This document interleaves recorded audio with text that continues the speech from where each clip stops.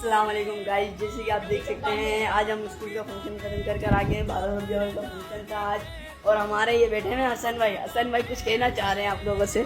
हसन भाई क्या कहना चाह रहे हैं? 4 घंटे बिठा के रखा, फिर कमर में दर्द हो गया, फिर दिया क्या वापसी में दिखाएं। गाइस आप देख सकते हैं 4 घंटे पूरा बिठाया है। अभी तो माजिद भाई नहीं, वरना माजिद भाई आपको बताते हैं। नयन भाई आपको क्या चाह रहे हैं? जाती की है, स्कूल का नाम नहीं बताना। सुबह से पारी कराई है, देख ले कुछ बोलना चाह रहे रोहन भाई। सुबह से पारी कराई, हमें कहते टेबल लिया गांव तक के लिए, हम वो भी लिया है बाइकों पे, उसके बदले केला दे। हमें एक पिक्चर नहीं खींचनी थी स्कूल में यार। अबे मोबाइल भी नहीं निकालने दिया, वरना इंशाल्लाह आपको व्लॉग भी, स्कूल का व्लॉग भी दिखाता आपको। बाकी अभी हम मिलते हैं आपको अगले एपिसोड का। अभी फिलहाल हम हसन भाई क्या खा रहे हैं आप? केला।